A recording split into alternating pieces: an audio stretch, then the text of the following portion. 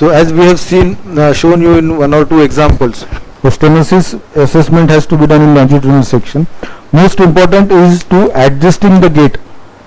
The sample volume has to be adjusted to the area of stenosis. It should not be more. For example, in a carotid artery, you are seeing 70-80% stenosis. So the patent lumen is hardly 1 mm. So you cannot keep the gate as 3 mm. You reduce the gate, then you make the angle proper.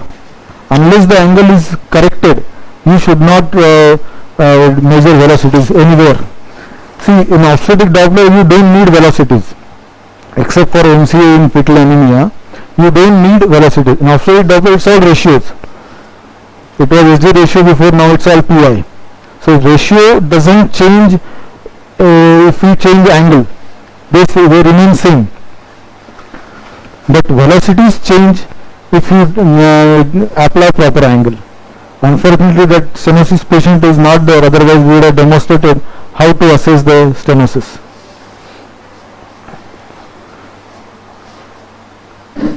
So we have a next patient here.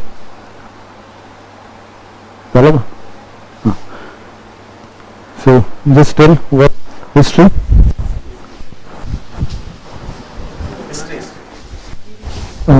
Upper limb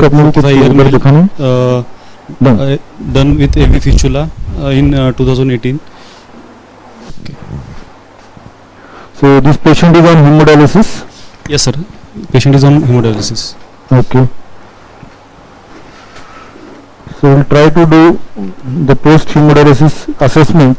Sometimes the cannulation is not possible, or due to edema the vein is not seen, they cannot puncture the vein properly, or when the fistula is done, usually it takes 6 weeks to mature the fistula, and the clinicians or the resident doctor, he will say that I am not able to feel the fistula, then he will ask us to do Doppler.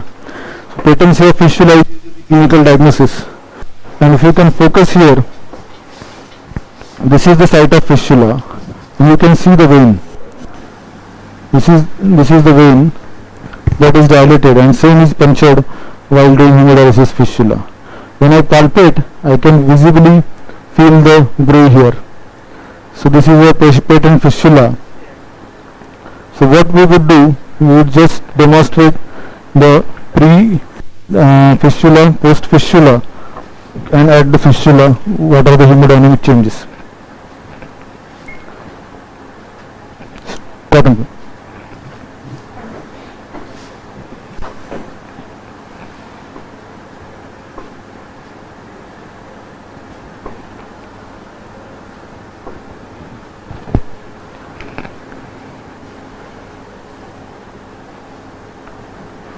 So brachial to radial segment is important here.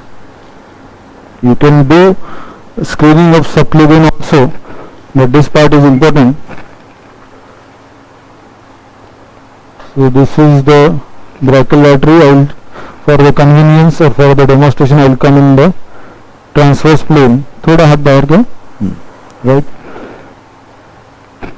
So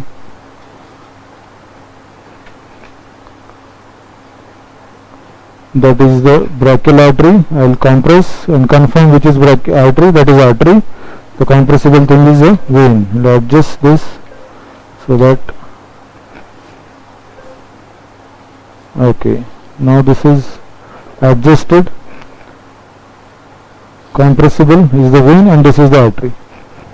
So quickly we will make it a long section here and see whether what is happening in the artery. So this is steering inward. Scale, because lot of aliasing is there, I will increase the scale. So this is vein or this is artery? Yes? This is artery or vein? This is coming towards me. The flow is coming towards me. This is patient's hand. This is patient's arm. So blood is coming from hand to arm. So that is a vein. This is a vein, and this is the artery. This you have to remember whenever you are doing Doppler. The direction, sense of direction. Right जाना कि left जाना, वैसा red की blue. Is it normal for that particular vessel? It is normal in that particular situation you are screening. Situation means position rather. So what? See, the PRF I have to increase because a lot of blood is going out, lot of signal is going out. So almost you have got a frequency of 12 kilohertz here. Normally we do in a 2.54 kilohertz. So almost 3 times we have increased. Visibly the vessel has increased in diameter. Visibly there is increased flow, and you can see here. We will now apply spectral Doppler and see what type of flow it is. Nothing is seen. The spectrum is filling everywhere. So we will increase the PRF.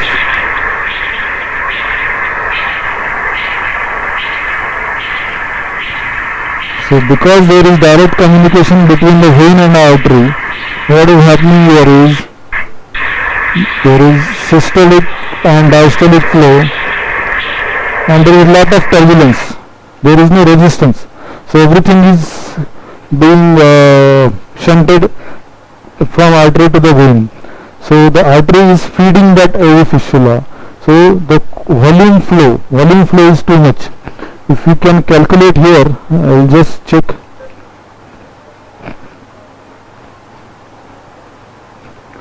Volume flow. I will just check with the machine. If you can get, I will inform. I will show you how. We will go back. Check this. This is artery because it is carrying blood out. We will keep the sample volume. This is a nice spectrum.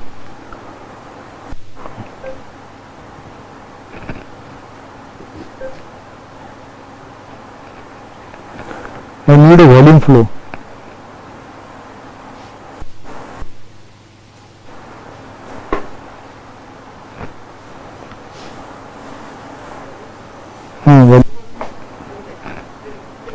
Yes, volume flow is there. We'll do auto calculation. Machine has got auto calculation. So the volume flow here is 373 ml per minute. Right, so this is a quite good volume flow, but this all depends on how you are sampling. For sampling, the gate should be 70% or more of the arterial size. There are various methods, but most commonly it is sampled in the brachial artery because you consider all this blood is going through the fistula. So you increase the sample volume size to the more size, and then the volume flow estimation is better.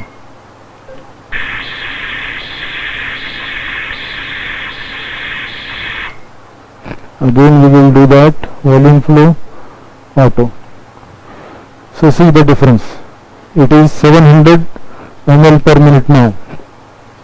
So accurate placement of the sample volume, accurate angling, and proper spectral, getting the proper spectrum that is required to estimate the volume flow correctly. So now we will follow the artery down. You can see here, sorry, this is a big vein. So this, almost all veins are dilated, but this is a bigger one. So that is the radial artery going, you can see it very easily, going down,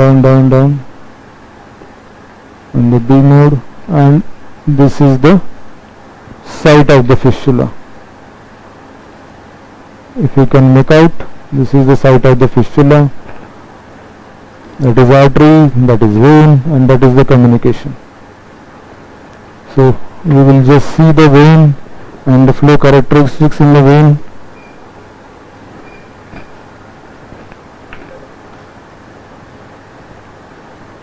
So my the cover scale was high. I cannot reduce, because if you reduce, you see the color bleed outside. Still I have reduced a bit. So adjust the width to, and we do a, now we need to reduce the sample size. Let it be more. Here you have to keep probe very lightly. So what you can do, you can rest your little finger on the patient's body, one finger or two finger, and then do it, the maneuvering. This is helpful. So the vein. Otherwise, if you try to control from shoulder, my elbow is resting on the chair, or you can rest it on the bed also. If you don't keep these two steady, then everything becomes shaky, and then you lose the vessel and interest in due course of time. So we will do a spectral analysis here.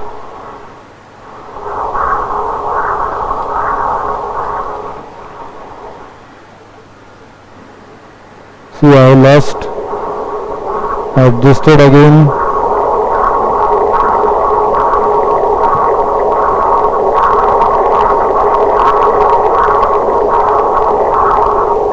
If you can pay attention to the audio signal, it gives you a regular rhythmic audio signal.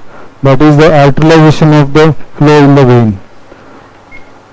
If you go distally, proximally, you may see it better, and slowly it will be lost.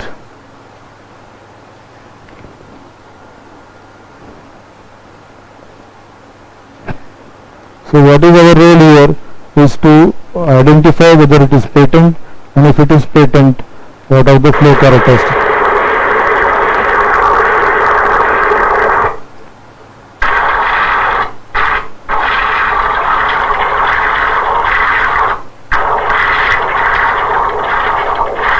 See, lot of turbulence in the vein,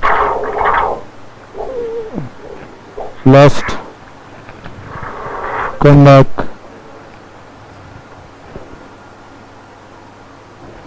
So we will do the fistula assessment here.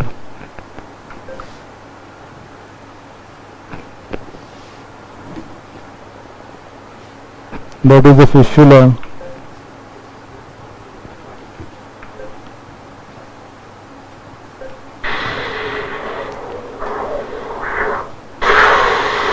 Again very high flow, very much high flow.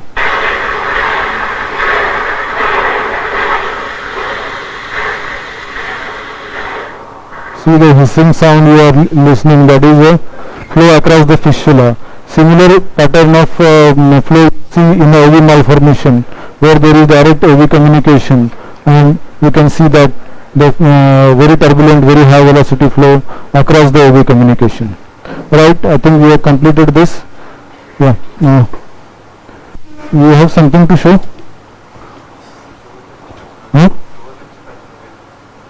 Okay. So, thank you. Okay. So, we will do lower limb quickly. We have subject.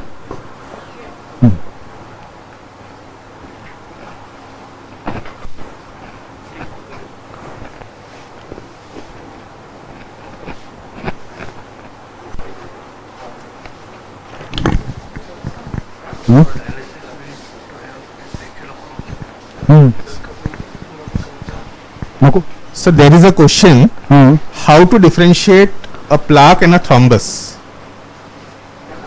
Plaque and the thrombus usually obstructs the complete lumen. There is acute history or chronic history. But plaque, it grows in, it is deposition in the wall. So it will be either in one wall, or it may be occupying more of the all of the walls also. Plaque would be irregular, and the thrombus will change its echogenicity. The acute thrombus will be hypotoanechoic, and very rapidly it will change its echogenicity. Whereas plaque echogenicity, they usually remain